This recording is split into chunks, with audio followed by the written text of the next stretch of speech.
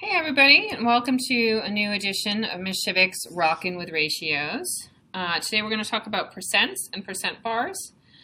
Just a little note and reminder about what a percent is. Okay, percents are part of the ratio families. They are always part to whole ratios, not part to part ratios, because you're always looking at what percent out of the whole something is, like on your tests. What percent of the questions did you get right? So what percent were right out of all of the questions? But except for in the a percent problem, you must create an equivalent ratio where the whole is 100. Okay, so percents are always out of 100. The denominator is always 100. So you can take any part to whole ratio, and if you create an equivalent ratio out of 100, you automatically have a percent. Okay? So let's look at an example. 16 out of the 25 students in Ms. Shivak's class are girls. What percent are girls? This is a very straightforward problem. You can use a ratio table, right? We've got 25 girls. Sorry, no, we don't have 25 girls. We have 16 girls at a total of 25, right? And I want to know, okay, what would that be if I created an equivalent ratio out of 100? You guys know how to do that. How do I get from 25 to 100? I multiply by 4. Although you could, if you wanted to, you could go up to 50 and then 75 and then 100. If you wanted to go up in steps, that would be absolutely fine.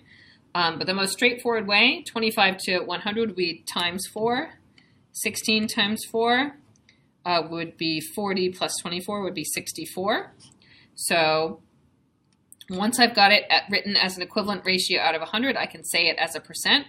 So, or 64% of the class is girls. Okay. Now that was a nice straightforward example because 25 goes nicely into 100. But just a reminder, just because something doesn't go nicely into 100 doesn't mean it doesn't work. It just means you're going to end up with some decimals. So say, instead, 8 out of the 15 students in the class were girls. What is the percentage of girls? Okay. So again, girls, 8, total 15. Right? I want to get to 100.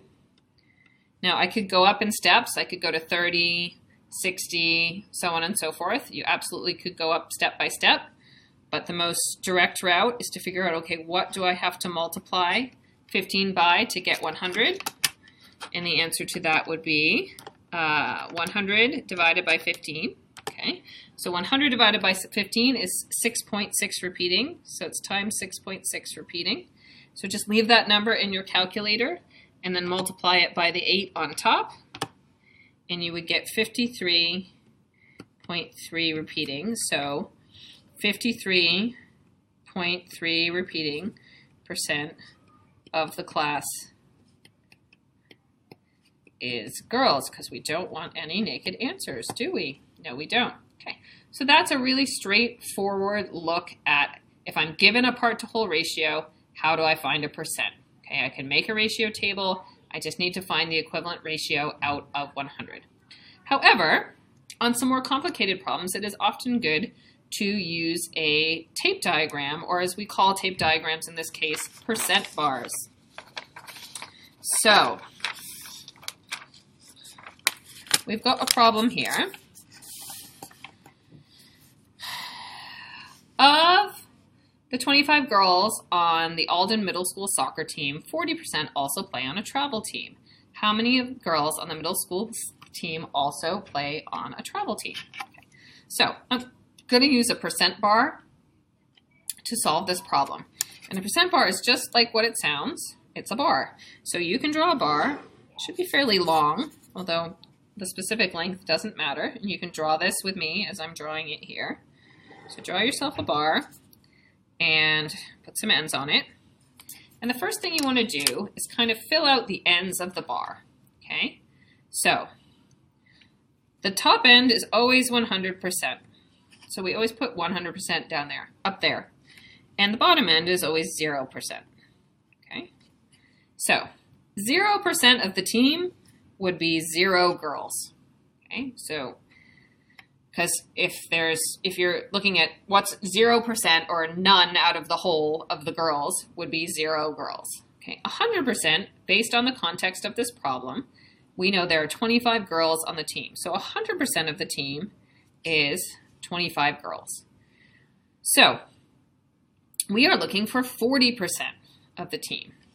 Now, a really common way to split up your percent bars is to start with 50%, right? And we may want to do that in this case. Let's see. If we put 50% here, and it's always a good thing to have, right, is your 50% mark, because that's an easy benchmark to find. 50% of the girls would be 12.5 girls. Now, yeah, well, we'll see if that's helpful. You can leave it there. If you don't think it's going to be helpful, you can leave it there or you can take it away. I know I need 40%, right? So, well, 40%, right? If I just look at my 0 to 50, right? 40% would be right around here. So I'm looking for this mark right around here, okay? I'm looking for that 40% mark. And I know that 50% can be blocked into 5 blocks of 10%. Whoops, I should draw better lines, huh? 1, 2, 3, 4, 5. Make those a little bit bigger. So 10%, 20%, 30%, 40%, 50%. They aren't perfect, but they're not bad. Okay. So there's 10%, 20%, 30%, 40%, 50%. So there's a few things I can do from here, right? Well, I can say I've got 12.5 girls here, and they've got to be broken evenly into 5 chunks, right? And so I can do 12.5 divided by 5, which would be 2.5 girls per chunk. Ouch. 5, 2.5, sorry. Each chunk is 2.5.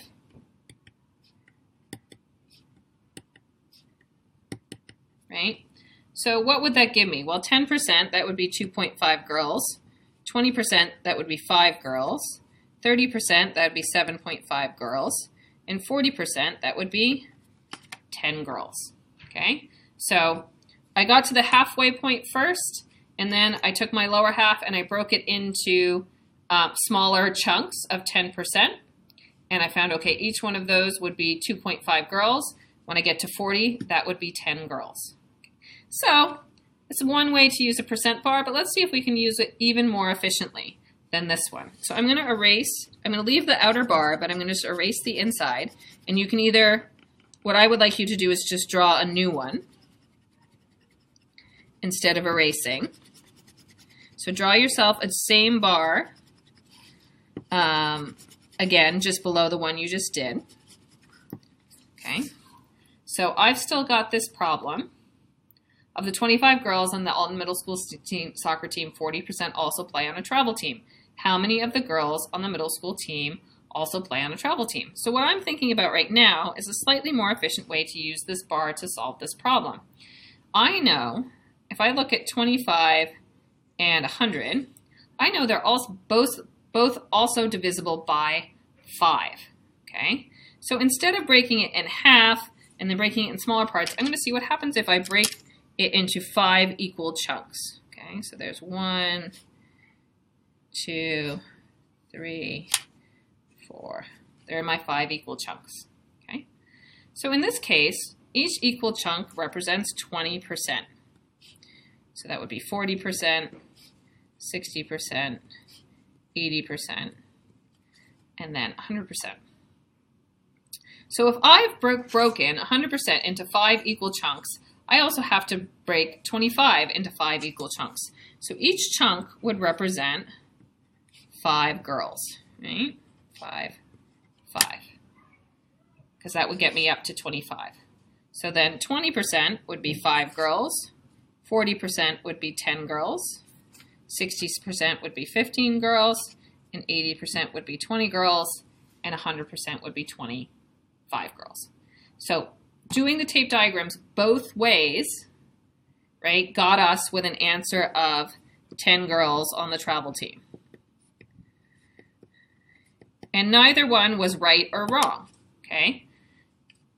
They both worked. So it's just a matter of you and you using your percent bars and thinking about the problem a little bit ahead of time and deciding how you think it's best to break it up. Do you want to start with half and then break it up in smaller pieces? Do you want to look and see if there's a common factor for 25 and 100 that would let you split it up into even-sized chunks? It's up to you. So that's just a quick look at percents and percent bars. I'll see you soon.